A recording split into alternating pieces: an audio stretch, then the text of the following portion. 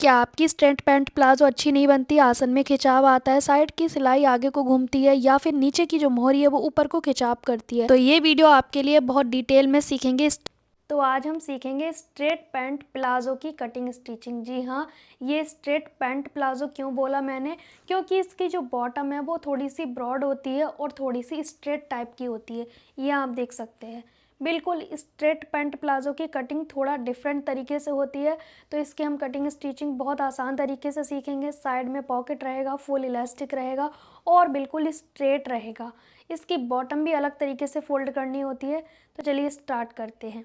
मैं straight pant palazzo बनाने वाली हूँ ऑल ओवर सूट में से। यहाँ पे सूट का भी कपड़ा है ये और स्ट्रेट पैंट प्लाजो का।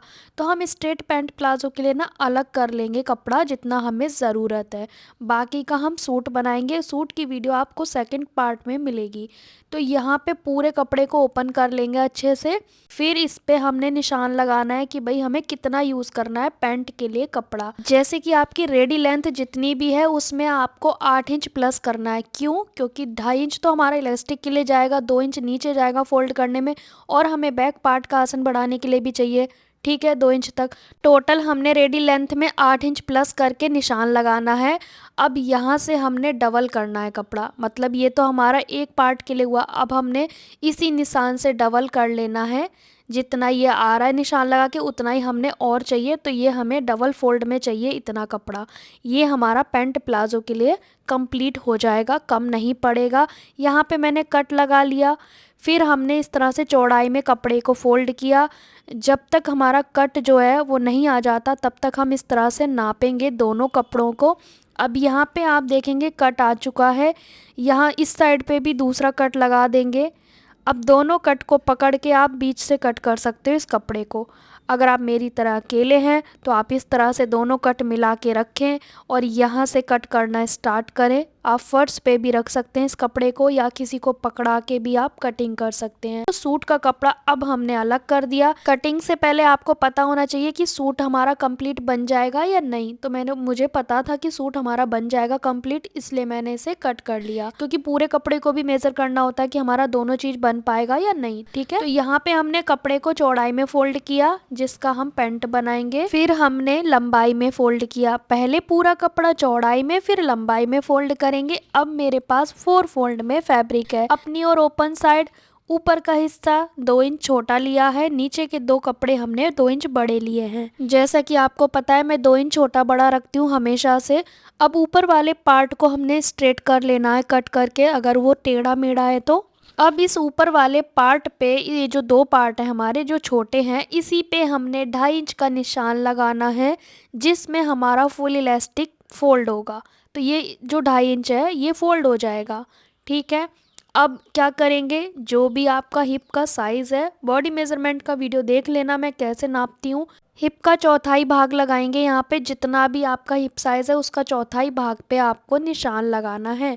फिर उसके बाद 3 इंच की लूजिंग लेंगे, तो हमारा ये 3 इंच मार्जिन हो गया लूजिंग के लिए। ठीक है, अब उसके बाद आसन लेंगे हिप का 4th पार्ट प्लस 2 इंच।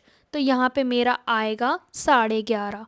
ठीक है, हिप का 4th प्लस 2, यहाँ पे 11.5 लिया है तो दूसरी साइड पे भी साइड से भी 11.5 लेना है। ये निशान क्यों लगाया आपको आगे पता चलेगा। फिर यहाँ पे थाई के मेजरमेंट का आधा प्लस 1 इंच। अब ये गरम कपड़ा है तो हम यहाँ पे 2 इंच प्लस करेंगे, क्योंकि गरम कपड़े खिंच जाते हैं अगर ज्यादा टाइट पहनोगे। तो जो भी थाई का मेजरमेंट है उसका आधा प्लस 2 करना है गरम कपड़े में। मैं थाई के मेजरमेंट का निशान लगाती हूँ, मैं अंदाजे से गोलाई नहीं करती हूँ। और कॉर्नर से मैंने 1.5 इंच पे गोलाई की है, जैसे कि हम आर्मोल वगैरह में करते हैं ना कॉर्नर से, तो वहीं से मैंने गोलाई की है। लेकिन आर्मोल जैसा गहरा नहीं करना है। अब ऊपर वाले जो पार्ट हमने 2 इंच बड़े लिए थे नीचे के हिस्से, वहाँ पे हमने 2 इंच आसन बढ़ाना है बैक पार्ट का। बाकी चारों पार्ट एक बराबर कट होंगे, बैक आसन 2 हिस्से में बड़ा रहेगा। अब रेडी लेंथ लेंगे, जो हमने 2.5 इंच का निशान लगाया वहाँ पे इंच टेप रखेंगे। रेडी लेंथ हमने निशान लगाना है। और गैस मैंने नीचे जो कपड़ा 2 इंच बड़ा लिया था वो बैक आसन बढ़ाने के लिए लिया था, इसलिए 2 पार्ट छोटे और 2 बड़े करके मैंने कपड़ा फोल्ड किया था। अब नीचे की ओर से निशान लगा के मार्जिन लेंगे फोल्ड करने के लिए, कितना 2 इंच। आप जितना फोल्ड करोगे उतना ही मार्जिन आपको लेना भी होगा। अब मोस्ट इम्पॉर्टेंट, इसमें हमें ना सेंटर लेना है ना साइड से 2.5 इंच पे निशान लगाना है, हमने डायरेक्ट बॉटम का आधा लगाना है, +1 करना है। जैसे 10 रखना है तो आप 11 रखेंगे, 12 रखना है तो आप 13 रखेंगे, 1 इंच प्लस करके। इसे हम स्ट्रेट पैंट प्लाजो कहते हैं। एक साइड से लेग शेपर का यूज़ करेंगे और ये मैंने टैग कर दिए हैं। अगर आपको परचेज़ करने हैं तो आप वीडियो के ऊपर देखोगे टैग कर दिया है मैंने, तो आप ये परचेज़ कर सकते हो। बहुत सारे लोग कहते हैं कि हम कहाँ से परचेज़ करें इसे स्केल को, ठीक है। अब आपको क्या करना है, दूसरी साइड से कोई निशान नहीं लगाना, बिल्कुल स्ट्रेट रखना है। लेकिन साइड से किनारी वाला कपड़ा है तो उसे किनारी को कट ज़रूर करना है, नहीं तो वो टाइट रहेगी।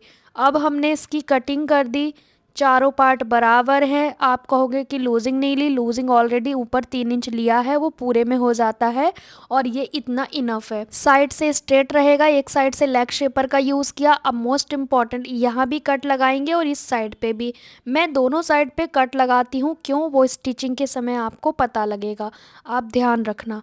अब पॉकेट के लिए हमने क्या करना है, कपड़ा डबल फोल्ड, अपनी ओर बंद साइड, नीचे की चौड़ाई 7.5 लेनी है, पॉकेट की लंबाई 13 इंच पे लेनी है, ऊपर की चौड़ाई 6.5 लेनी है। 1 इंच का अंतर रहता है पॉकेट की चौड़ाई का ऊपर और नीचे में। अब हमने इसे कट कर लेना है। कट करने के बाद आपको साइड से थोड़ा शेप लगाना है, यहाँ से हल्का सा तिरछा ले जाएंगे नीचे से, इस तरीके से 1.5 इंच से हमने तिरछा किया है। कहाँ से, ओपन वाली साइड से। पॉकेट की और भी डिटेल वीडियो चैनल पे हैं, आप उसे ज़रूर देखें। अब इसकी स्टिचिंग करेंगे गाइस। बॉडी से नाप कैसे लेते हैं, पैंट की कटिंग स्टिचिंग डिटेल वीडियो भी चैनल पे बहुत सारे मिलेंगे आपको।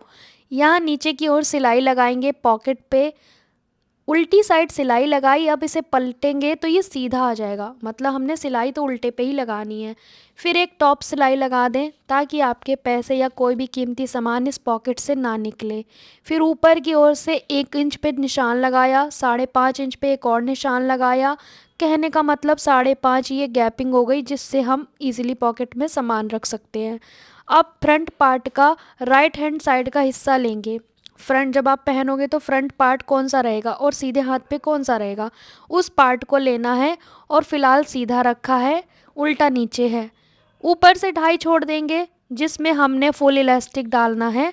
फिर 1 इंच और छोड़ देंगे, वहाँ तक पॉकेट रहेगा। 2.5 इंच फोल्ड हो जाएगा और जो 1 इंच है वहाँ पे पॉकेट को हमने रखना है। अब इस पॉकेट पे हमने निशान लगाया है ऊपर की ओर, ठीक है, सीधी साइड पे। अब इसका नीचे का हिस्सा हटा दिया। अब इसको ऐसे रखेंगे, इस साइड पे ही हमने निशान भी लगाना है जिस साइड पे हमने पॉकेट अटैच करना है। पॉकेट के नीचे साइड नहीं लगाना आपको निशान, ठीक है। रख के चेक कर लें आप बार बार, इतना कोई परेशान नहीं होना। फिर जैसा हमने शेप लगाया था वैसी सिलाई लगाएंगे। कॉर्नर बन गए तो यहाँ पे कट लगाएंगे, कॉर्नर बनते हैं ना तो यहाँ पे कट लगाना होता है। एल शेप में सिलाई होती है ना यहाँ पे, इसीलिए। अगर एल शेप में नहीं लगाओगे तो ये पलटा नहीं जाएगा। पलटने के बाद अब इसके ऊपर एक पक्की सिलाई लगा दो ताकि अच्छे से फिनिशिंग आ जाए। अब उसी शेप में सिलाई लग जाएगी हमारी, एल शेप में ही सिलाई लगेगी। सुई नीचे किया, घुमाया और इसे पक्का कर दिया। अब हमने पॉकेट का ऊपरी हिस्सा पहले बंद करना है ताकि ये बंद हो जाए। पॉकेट का ऊपरी हिस्सा बंद कर दिया। अब ये गैपिंग को छोड़ के दोनों साइड सिलाई लगाएंगे। पॉकेट की गैपिंग को छोड़ देंगे और दोनों साइड सिलाई लगाएंगे। स्ट्रेट पैंट प्लाजो की कटिंग स्टिचिंग बेहद आसान है। इस वीडियो को बहुत सारा प्यार देना और कमेंट करना। अब ये पॉकेट ऊपर की ओर से बार बार हिले नहीं, तो हम एक कच्चा सिलाई लगा देंगे, क्योंकि अभी हमने ऊपर फोल्ड भी करना है तो ये हिलता रहेगा वरना। अब दोनों पार्ट के आसन जोड़ देंगे। पहले पॉकेट लगाएं, उसके बाद आसन जोड़ें ताकि आपको दिक्कत ना हो कपड़ा संभालने में। आप पहले आसन भी जोड़ सकते हैं, ऐसा कोई प्रॉब्लम नहीं है, क्योंकि पॉकेट तो साइड में अटैच हुआ है। सेम हमने बैक पार्ट के आसन भी जोड़ लेने हैं। जो बैक के पार्ट हैं दोनों की सीधी साइड अंदर की ओर रहेगी। अब हमने साइडें जोड़नी है दोनों पार्ट की आपस में, दोनों की सीधी साइड अंदर की ओर। अब यहाँ साइड से सिलाई लगाना शुरू करेंगे। यहाँ पे किसी भी पार्ट को खींचना नहीं है और पॉकेट के नीचे गैपिंग है वो से भी हमने देख लेना है ताकि वो बंद ना हो जाए। पॉकेट की गैपिंग को छोड़ के सिलाई लगाई है मैंने। अब सेम हमने दूसरी साइड पे भी सिलाई लगानी है। यहाँ पे मैं नीचे वाला हिस्से से सिलाई लगा रही हूँ दूसरी साइड पे। आप कहीं से भी शुरू कर सकते हैं, बस आपको खींचना नहीं है। अगर आप खींचोगे तो एक छोटा एक बड़ा हो सकता है, फिर आपको बार बार सिलना पड़ेगा। इसलिए थोड़ा ध्यान से आराम से स्टिच करें अगर आप बिगनर हैं तो। फिर उसके बाद दोनों सिलाई जुड़ गई साइड की। अब हमने आसन के पास यहाँ पे एक आसन का मार्जिन दूसरी साइड और एक का दूसरी साइड थोड़ी दूरी पे सिलाई लगाई, हटा देना है। बाद में हम पूरी सिलाई लगाएंगे, बस आसन पे थोड़ी सिलाई लगाते हैं पहले। अब हमने नीचे बॉटम फोल्ड करना है, तो ये सेंटर पे भी मैंने कट लगाया था। आपको याद होगा मैंने कहा था आप ध्यान रखना कि मैं दोनों साइड कट लगाती हूँ। कट इसलिए ताकि हमें निशान लगा सकें, हमें सेंटर पता चल सके। यहाँ से हमने निशान लगाना है दोनों साइड के कट को पकड़ के, क्योंकि हमें इस कट से पता रहेगा कि हमें कितना कपड़ा फोल्ड करना है। कम ज़्यादा नहीं फोल्ड करना, जितना आपने कटिंग के समय लिया है उतना ही फोल्ड करना है। अब हमने पूरी सिलाई लगा के इसे कंप्लीट करना है। आसन तक ले जाएंगे, फिर आसन से दूसरे पैर तक ले जाएंगे। पैंट में ये सिलाई हम बाद में लगाते हैं, पहले बॉटम फोल्ड करते हैं, लेकिन इसमें पहले ये वाली सिलाई लगाएंगे, अब बॉटम को फोल्ड करेंगे। बॉटम हम गोलाई में फोल्ड करेंगे, इसलिए हमने पहले ही निशान लगा लिया कि हम निशान के अकॉर्डिंग कपड़े को फोल्ड कर सके। वो जो निशान है वो साइड में रहेगा। यहाँ पे आप देखेंगे साइड से मैंने पकड़ा हुआ है, ताकि वो निशान ना ऊपर आए ना नीचे जाए, बिल्कुल साइड में रहे और बिल्कुल परफेक्ट ये फोल्ड हो। चौड़ाई इसकी सेम रखनी है दोनों पैर की, क्योंकि गोलाई में हमने इसे फोल्ड किया है तो फिनिशिंग भी अच्छी आनी चाहिए, तभी वो अच्छा लगेगा। तो स्ट्रेट पैंट प्लाजो में आपको ऐसे ही फोल्ड करना है। अब ऊपर इलास्टिक डालेंगे, तो हम पूरे राउंड पे 2.5 इंच पे निशान लगाएंगे। क्यों? कटिंग के समय 2.5 लिया था इसीलिए। और हमने सेम बैक में भी निशान लगा लेना है 2.5 इंच पे, पूरे राउंड पे लगाना है एक्चुअली, ठीक है। इसीलिए निशान लगाया जाता है ताकि जो तिरछी कटिंग करी है वो निशान के अकॉर्डिंग हम फोल्ड करें तो कहीं से कुछ प्रॉब्लम ना आए। ये बैक आसन है, यहाँ पे हमने इलास्टिक की चौड़ाई के अकॉर्डिंग इसे फोल्ड करके पिन अप कर दिया है, ठीक है। इलास्टिक की चौड़ाई से 2 पॉइंट ज़्यादा होनी चाहिए नेफे की चौड़ाई। अभी चारों जॉइंट पे हमने पिन लगाना है। 4 जॉइंट कौन से? 2 आसन के, 2 साइड के। ये पिन लगा के जब आप फोल्ड करोगे तो झोल भी नहीं आएगा। इलास्टिक डालना बेहद आसान हो जाएगा, चाहे आप फर्स्ट टाइम सिलाई क्यों ना कर रहे हो। बेहद आसान तरीका है। नेफा फोल्ड कर लिया। अब हमने 2 इंच की गैपिंग छोड़ी है और ये इलास्टिक हिप -12 रहेगा। जितनी हिप है उसमें 12 माइनस करके लेना है। हमने दोनों इलास्टिक के कॉर्नर आपस में जोड़ दिए। अब इस गैपिंग को भी बंद कर देंगे, जो ये गैपिंग है इसे हम क्लोज कर देंगे। फिर पूरी गैदर को हाथ से खींच के बराबर करके अब हम बीच सेंटर में सिलाई लगाएंगे। ये सिलाई कैसे लगानी है? सुई नीचे करेंगे।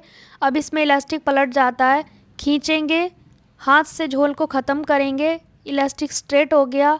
अब सिलाई लगाएंगे, लेकिन सुई नीचे होना चाहिए जब आप खींच के इसकी फिनिशिंग दे रहे हैं। तो सुई नीचे करके ही आपको झोल ख़त्म करना है, वरना आपके हाथ में लग सकती है।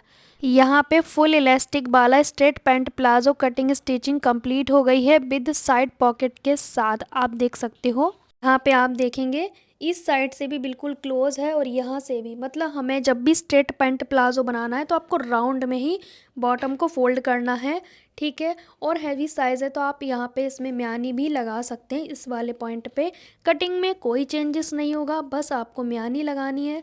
सो गाइस, पूरा स्ट्रेट पैंट प्लाजो हमारा बन गया। हमारे दोनों चैनल पे आपको ढेर सारी वीडियो मिलेंगी, हर चीज़ की आपको प्लेलिस्ट देखना होगा, उसमें सारी वीडियो आपको मिल जाएंगी। ढेर सारे कमेंट करके आप बताओ कि आपको ये वीडियो कैसा लगा, हेल्पफुल लगा या नहीं, कमेंट करके ज़रूर बताना है।